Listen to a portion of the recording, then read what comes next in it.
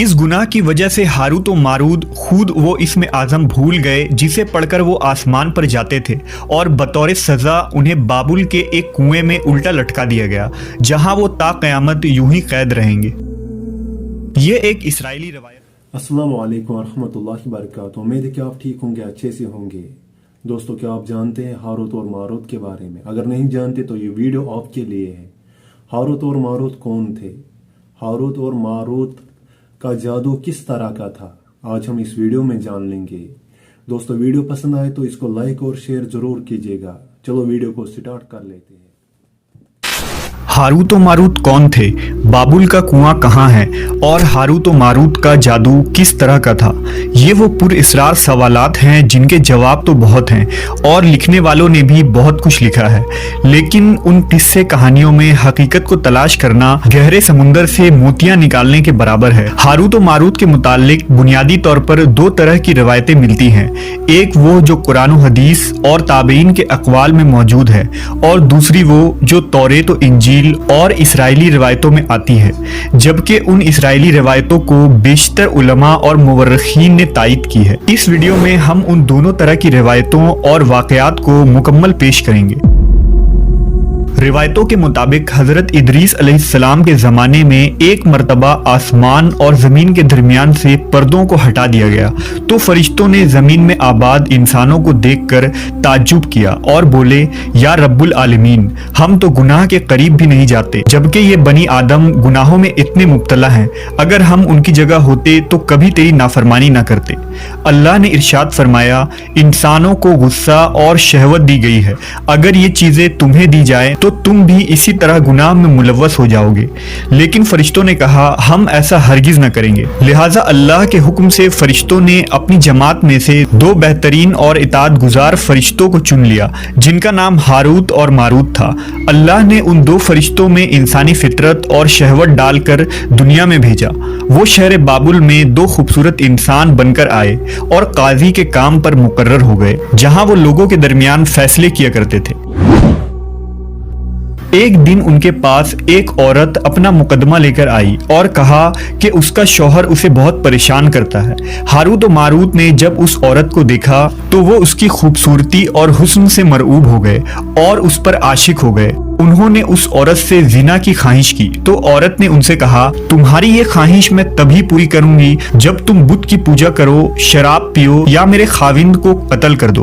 Harut और Marut ने शराब नोशी को छोटा गुनाह समझकर पी लिया और नशे की मस्ती में दो और कबीरा गुनाह कर बैठे। उस औरत ने उनसे आसमान पर चढ़ने का अमल भी सीख लिया जिसके जरिया वो आसमान पर जाते थे। जब औरत इस अमल के जरिया आसमान पर गई तो अल्लाह के हुक्म से उसे सितारे की शक्ल में मस्ख कर दिया गया।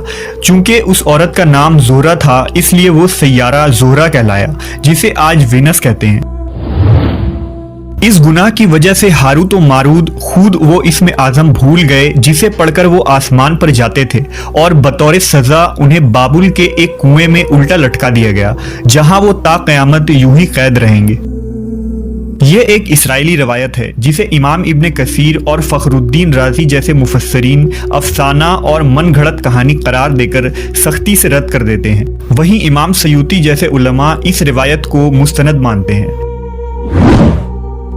हारूत और मारूत और चाहे बाबुल के सिलसिले में एक और रिवायत कसरत से बयान की जाती है जिसके मुताबिक एक ज़माना ऐसा था जब शहर बाबुल रुए ज़मीन पर तहजीब और तमद्दुन का मरकज़ था। यहाँ के लोग बातिल खुदा की परस्तिश किया करते थे। ये लोग अपनी किस्मत उनसे वाबस्ता समझते थे, इसलिए इल्म नजूम और इल्म फल्कियात में बड़े माहिर थे। उनके बुतकदों में सितारों की पूजा की जाती थी। ये लोग जादू, तंत्र मंत्र, सिफली को बहुत अहमियत देते और इस इल्म के जरिया मुआशरे में खूब फसाद फैलाते थे। ये लोग तिलिस्म, जादू, तंत्र मंत्र में बहुत आगे बढ़ गए। उनमें बड़े बड़े जादूगर मौजूद थे। उनकी तारीखी किताबों में जगह जगह जादू और तंत्र मंत्र ही नजर आता है। उनका जादू दूर दूर तक मशहूर था। मुख्तसर ये कि उस शहर का बाशिंदा होना ही जादूगर होने की अलामत थी। جب حضرت سلیمان علیہ السلام کی حکومت آئی تو آپ نے ان لوگوں کو اس شرکیہ عمل سے روکا اور ان کی سحر اور جادو کی کتابوں کو ایک جگہ جمع کر کے اپنی عظیم کرسی کے نیچے دفن کر دیا تاکہ اس فتنہ انگیز علم کا جڑ سے خاتمہ ہو جائے۔ جب سلیمان علیہ السلام کی وفات ہوئی تو شیطان نے ان کتابوں کو دوبارہ کھود کر نکالا اور لوگوں سے کہا کہ سلیمان پیغمبر نہیں تھا بلکہ ان کتابوں کے ذریعہ حکومت کیا کرتا تھا، لہذا ہوا میں اڑنا، جنات پر قابو اور سلیمان علیہ السلام کے غیر معمولی معجزات دراصل جادو اور سفلی کا عمل تھا۔ بنی اسرائیل نے اس کی پیروی کی اور ان کتابوں کو پڑھنا شروع کر دیا، لہذا دوبارہ یہ شر انگیز علم اس قوم میں سرایت کر گئی۔ اللہ نے سلیمان علیہ السلام پر لگائے گئے الزام اور تہمت کی نفی کرتے ہوئے سورہ بقرہ میں فرمایا ہے، اور انہوں نے اس چیز کی پیروی کی جو شیطان سلیمان کی بادشاہت کے وقت پڑھتے تھے، اور سلیمان نے کفر نہیں کیا تھا لیکن شیطانوں نے ہی کفر کیا۔ لوگوں کو جادو سکھاتے تھے اور اس چیز کی بھی جو شہر بابل میں ہاروت و ماروت دو فرشتوں پر اتارا گیا تھا، اور وہ کسی کو نہ سکھاتے تھے جب تک یہ نہ کہہ دیتے کہ ہم تو صرف آزمائش کے لیے ہیں، تو کافر نہ بن۔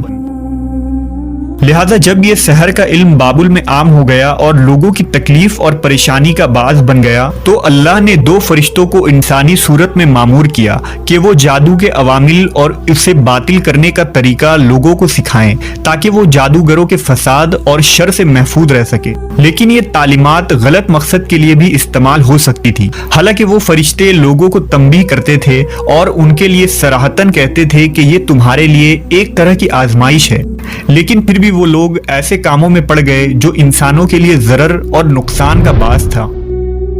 بعض عربی داستانوں میں اس کنویں کا ذکر بھی ملتا ہے جہاں کئی لوگ پہنچے اور ہاروت و ماروت سے ملاقات کر کے جادو کا علم بھی سیکھا، جبکہ بعض مورخین کا کہنا ہے کہ عراق کے شہر حلہ کے قریب ایک کھنڈر میں موجود قدیم کنواں ہے جہاں سے بابل کی سرحد شروع ہوتی تھی۔ یہ اس کنویں کو ہی چاہے بابل قرار دیتے ہیں۔ بہرحال اس واقعے سے یہ سبق ملتا ہے کہ سفلی اور جادو ایک شرکیہ عمل ہے، مگر یہ کہ اس کا استعمال فساد اور شر پسندی کے خاتمے کے لیے کیا جائے۔ ہاروت اور ماروت کے بارے میں دوستو ویڈیو پسند آئے تو اس کو لائک اور شیئر ضرور کیجیے گا اپنی دوستوں کے ساتھ۔